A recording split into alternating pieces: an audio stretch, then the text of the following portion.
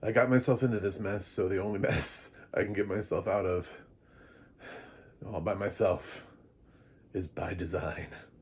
I'm John Stark from MacTheMovieGuy.com, your favorite blind film critic, and this is by design. Um, I basically assume most of my screeners are never going to have audio description. There was something that was so fundamentally interesting and intriguing about this concept of the movie. Once I heard what it is, I was like, oh, wow.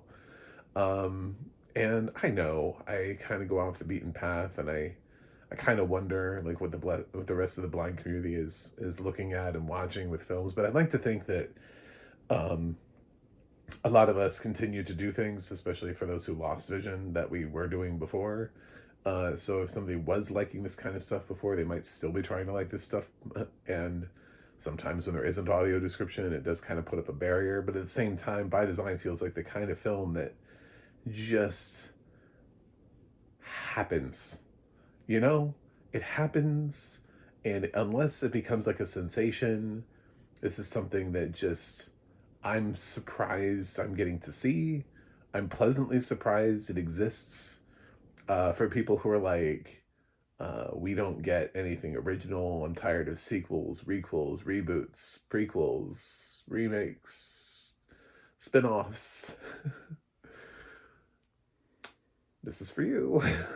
I've seen a couple of films this year where I'm just like, well, it's nothing if not original. And that's what I want to support in it is the originality of it. But my God. Oh my God, is this film original? Oh, Jesus.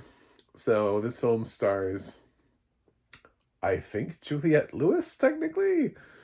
Question mark. Possibly. Along with Samantha Morton, Robin Tunney, Udo Kier is here. I guess technically I can't say that although this one did premiere at Sundance, so I wonder if this was his last movie or the one that I previously said was his last movie, where everybody thought he was um, a former Nazi hiding out in South America, if that was his last movie. So I don't know, but rest in peace, Udo. And Melanie Griffith's voice is here doing narration, which is weird because you would think that Juliette Lewis would be, because her thoughts at some point have to be entirely internalized. But without visual context to a lot of this movie is bizarre.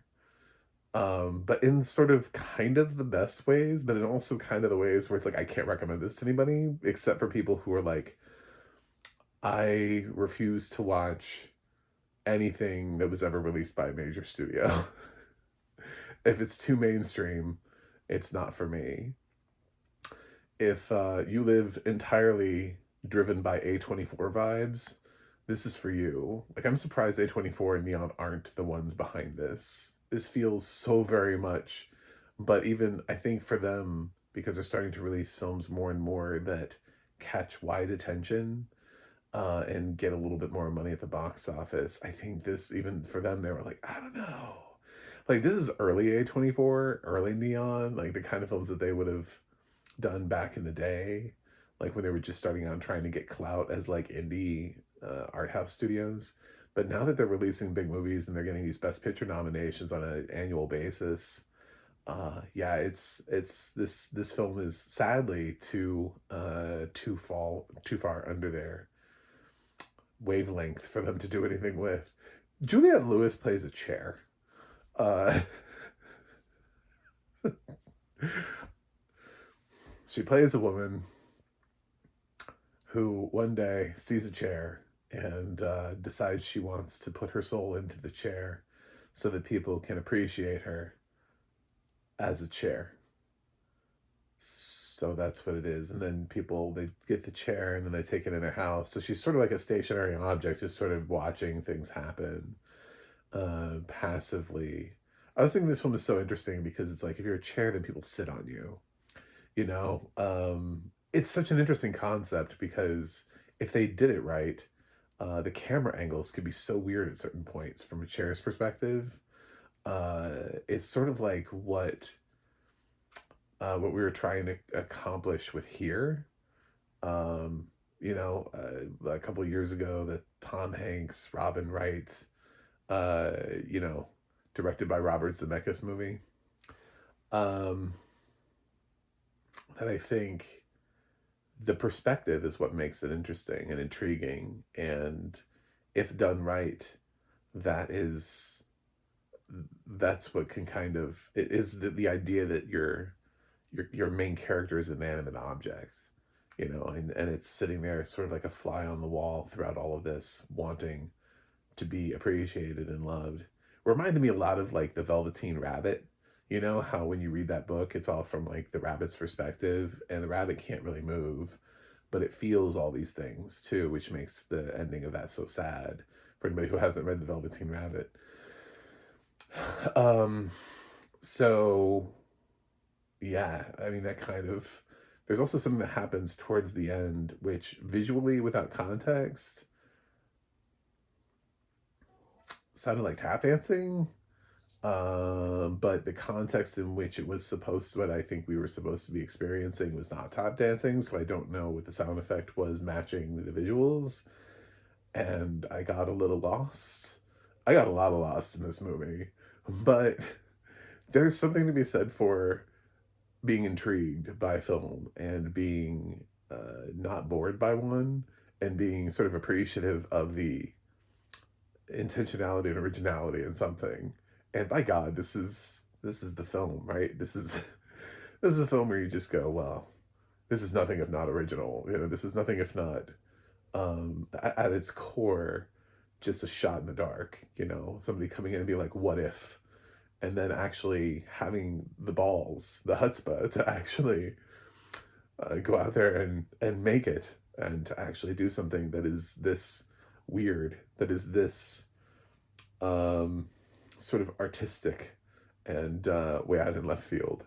This film is meant for nobody. Ultimately, it's meant for people who will discover it, for people who particularly find art house films and look at it and go, I like it because it's weird. I like it because it's different. I like it because it's indie. I like it because it's this thing.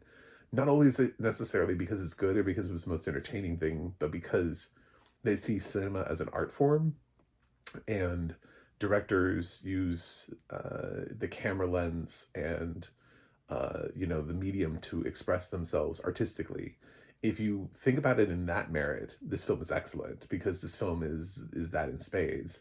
This film doesn't care if you're entertained or not. This film doesn't really care if the narrative makes sense, or if the characters make sense, or if any of the reasoning behind the choices of Juliette Lewis becoming a chair have any make any resemblance or sense, or introduce you to a world full of people where they can all just become furniture, and there's a whole bunch of people who are furniture, and she meets like other furniture, and they're like, oh, hi, my name's David, I'm a couch now. Yeah, I used to be a middle school teacher, but no, it's not like that. I mean, it could be a very sort of kitschy comedy like that, but instead there's something about the simplicity of trading your life to be a chair.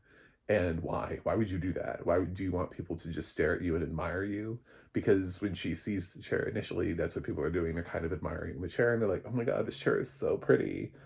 But also concurrently, it's not really established well enough that she is not adored, that she's insignificant, that this is one of those films that a different director would have tried to build a more narrative structure around.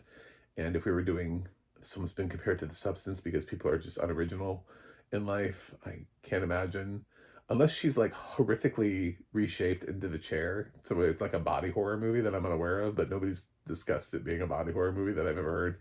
I have no visual reference to that. So if Juliette Lewis is sitting there the whole film, like, just looking uh, I don't know, but like she's been reshapen into a chair.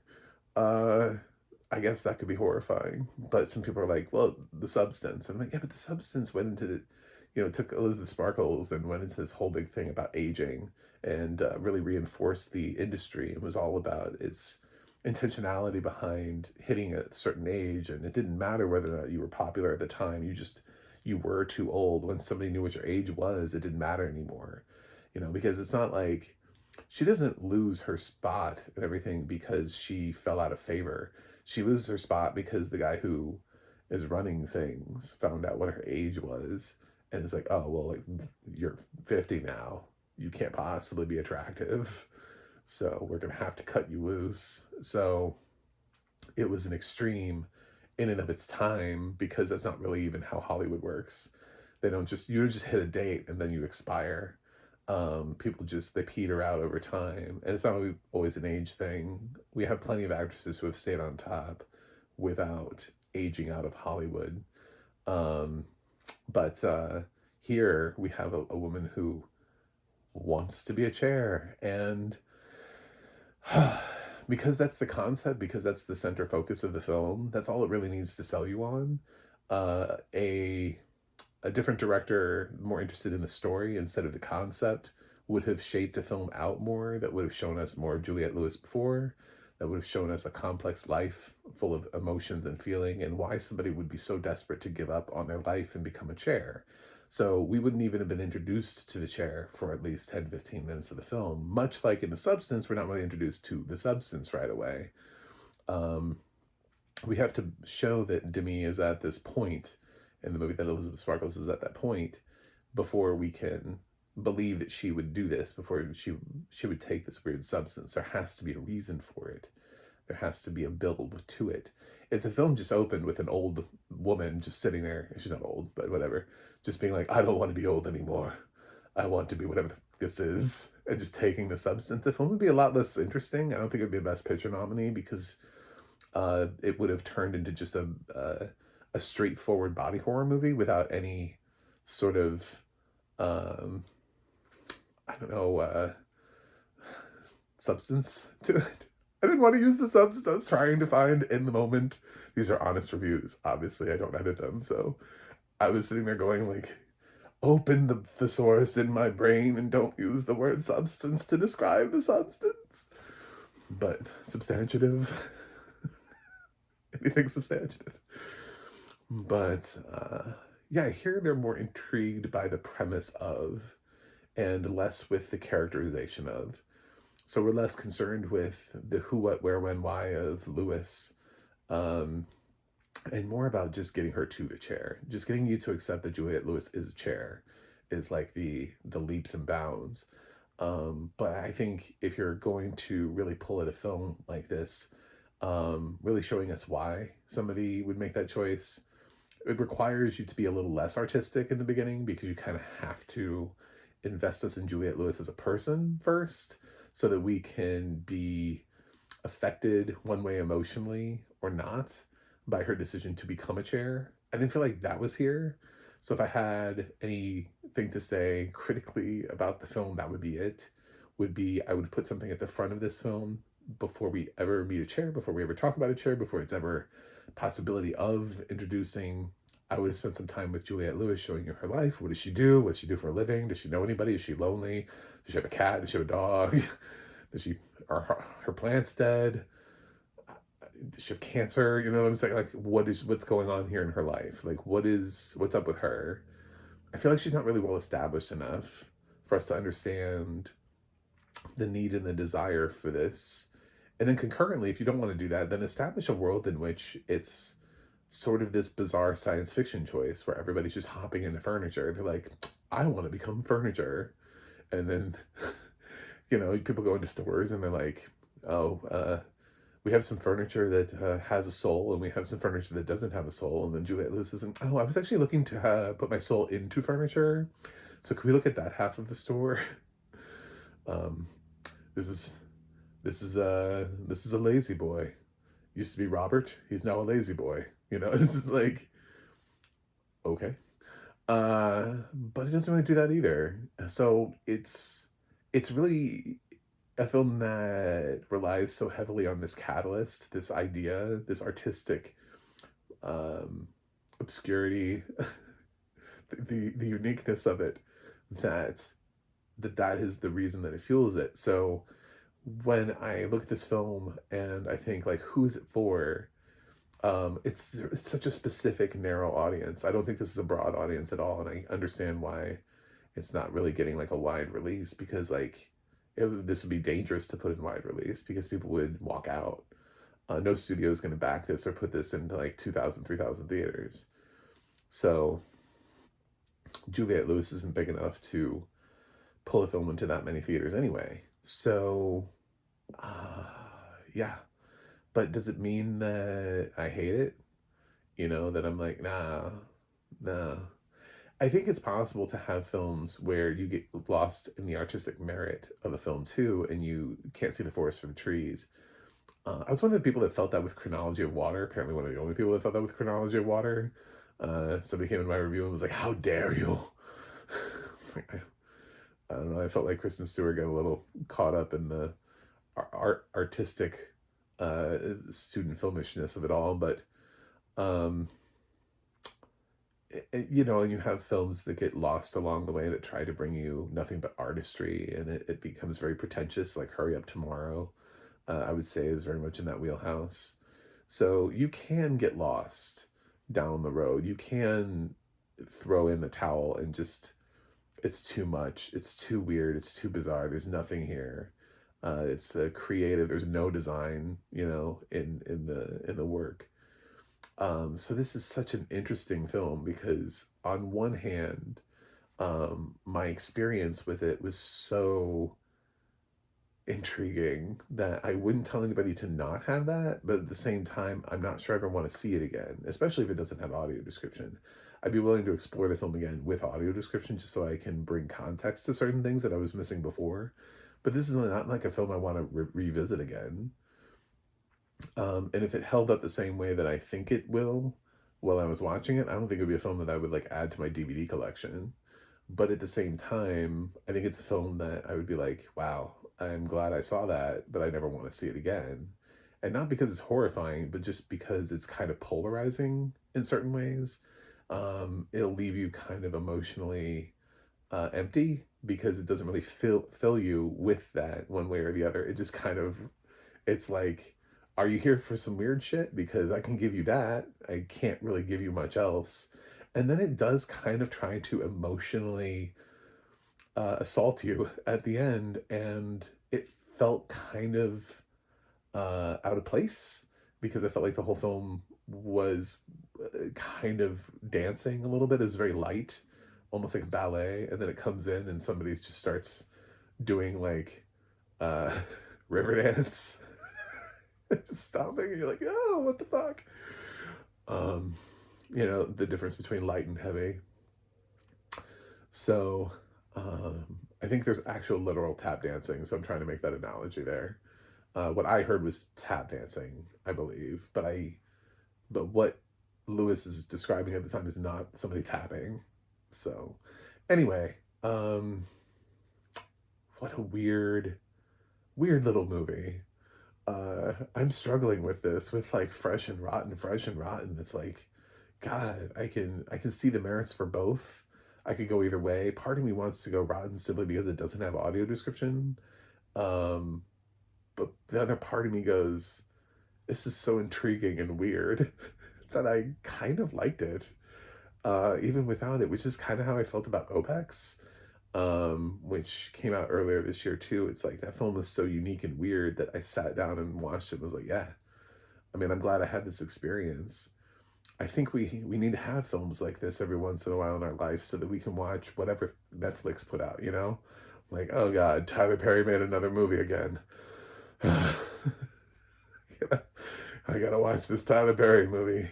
Somebody bring me By Design so I can watch it afterwards as a palate cleanser.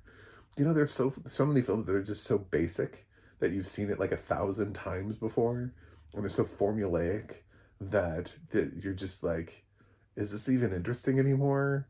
Like, I mean, there, on one hand, it's great to follow a formula, but on the other hand, you can kind of just get lost in it too. You can kind of just get lost in a sea of films that were like you, exactly like you before. There is nothing that's like By Design, not really. Um, I'm sure there are other films. Uh, Obviously, House that Jack built has, I guess, some really loose threads in terms of shaping people into things like furniture. But this is more like exactly the kind of film you would expect to see at Sundance. You know, exactly that kind of quirky film. This is exactly the kind of thing that I would expect to see playing at my local art house theater that isn't owned by a major company. You know, those theaters, those theaters that we have in major metropolitan areas. Not the one, not even your chain theater that makes sure it picks up the little artsy movies that are, from Roadside and IFC and some of the more major distributors. Not that guy. No, no, no. No, the art house studio, the one that usually plays movies from international. They're like, oh, it's what's the latest Swedish movie we have happening? Oh, let's go watch that. Oh no, they're playing By Design this week. Huh. Wonder what that is. It feels like that kind of movie.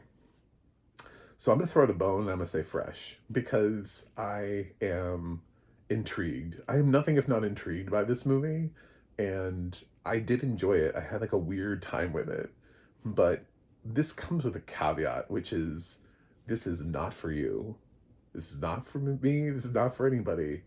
It's an experience that you have to choose to have. And if you go into this film believing that somebody made this film for you, or that this film is going to redefine and entertain you in a way, it's going to lift you up where you belong.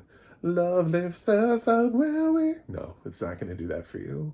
This film is made entirely for people to appreciate somebody taking the camera and exploring the medium of film still, and it's interesting to see people still doing that and still trying to push the boundaries of what is film, what can film do, what kind of stories can we tell. I think there's a more interesting story to be had here, so that's why I'm saying it's a very light, fresh. Because if I had consulted on this, I'd have been like, you can do more, right? Like, and it doesn't necessarily compromise your film. It actually just will ground it more.